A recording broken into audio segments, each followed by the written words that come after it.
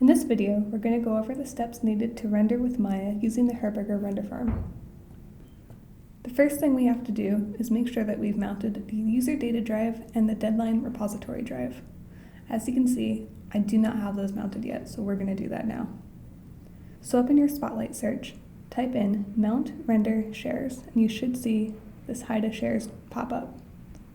In here, just enter in your ASC rate and your password.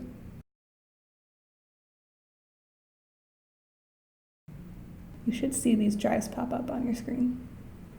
Now open up your Maya project.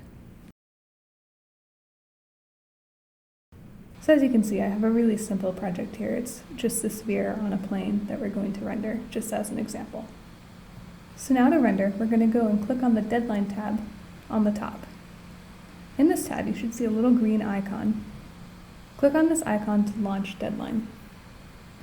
There's really only 3 things that need to be changed in the plugin menu. Everything else can be left as default. The first thing you're going to want to do is check that both pool and group are set to Maya. Your job isn't going to render properly if it's submitted to a different application's pool or group, so do make sure those are set to Maya.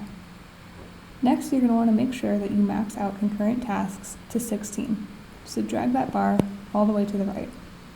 Doing this will allow multiple frames to be rendered at the same time and will help your project finish as soon as possible. This is important because you're not the only person in the queue, so the faster your job finishes, the faster somebody else can get their job going. The next thing you're going to want to do is make sure that your output path is pointing to the user shared folder on the user data drive. Unlike Keyshot, you do need to use a shared drive for this.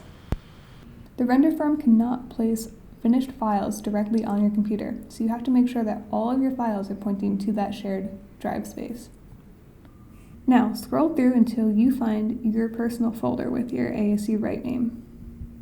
Now that I'm in my folder, I can select one of my subfolders to save my projects to.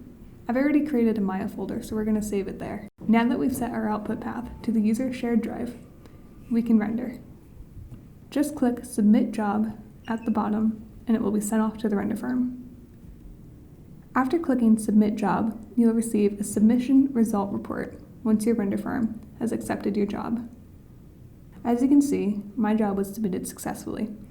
If there are any major issues with your file, you may have those issues pop up here.